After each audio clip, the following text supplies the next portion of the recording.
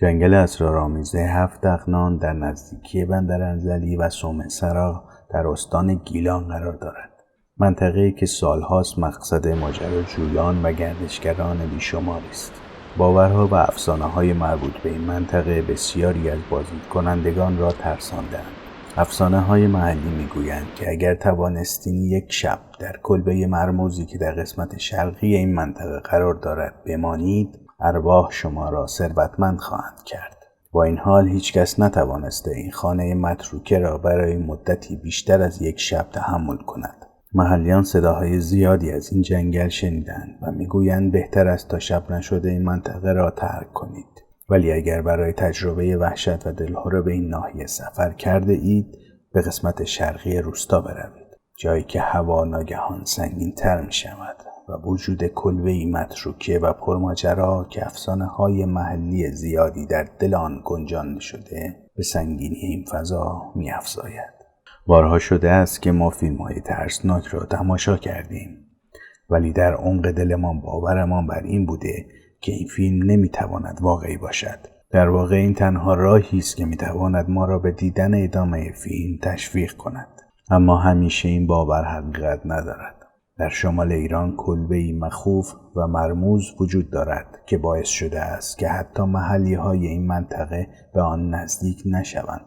در ادامه قصد داریم بیشتر با این کلبه که در محوطه بیرونی روستای 7 دغنان واقع شده است آشنا بشویم. یکی از ماجراهایی که باعث شد این کلبه وحشت بیشتر از پیش مرموز و ترسناک شود اتفاقی است که در سال 1365 افتاد. در سال 65 برای اولین بار 4 پسر به این روستا رفته و تصمیم میگیرند که برخلاف تمام حرف و حدیثهایی که راجع به کلبه وحشت شنیده بودند شبشان را در اینجا بمانند. شب هنگام 2 نفر از این 4 پسر به خاطر اتفاقی نامعلوم از کلبه وحشت انزلی پا به فرار میگذارند. اما متاسفانه 2 نفر دیگری که در آنجا میمانند به سرنوشت غم‌انگیزی دچار میشوند. گویا یکی از آنها در همان کلبه از ترس جان خود را از دست می‌دهد که دلیل آن هنوز هم مشخص نیست. دیگری که زنده مانده بود دیوانه میشود و هرگز دیگر به حالت عادی خود بر نمیگردد. این اتفاق تنها مورد مشکوک این کلبه نیست. افراد دیگری نیز به آن وارد شدند. بعد از 4 سال به دلیل آوازه‌ای که کلبه وحشت انزلی پیدا کرده بود، سال 69 چند نفر دیگر آماده ماجراجویی میشوند.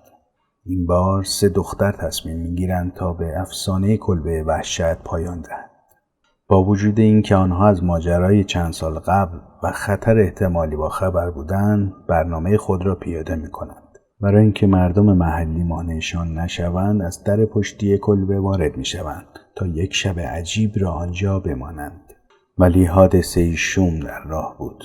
به گفته مردم محلی 2 روز بعد از ورود دختران به کلبه، یکی از آنها را شوکه شده و ترسان پیدا می‌کنند. با توجه به اشارات دختر، مردم متوجه کلبه می‌شوند و با صحنه‌ای دلخراش روبرو می‌شوند. 2 دختر جان باخته بودند و علت مرگ ناشی از ایست قلبی و سکته تشخیص داده می‌شود.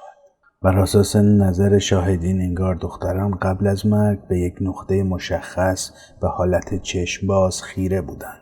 چند روز پس از این حادثه دختر سوم هم خودکشی کرد تا شوم بودن کلبه ادامه پیدا کند. پس از این اتفاق این کلبه توسط پلیس محلی تخلیه و تحت تدابیر امنیتی قرار می‌گیرد. از آن زمان کسی اجازه ندارد که به این کلبه وحشت نزدیک شود و یا از آن دیدن کند.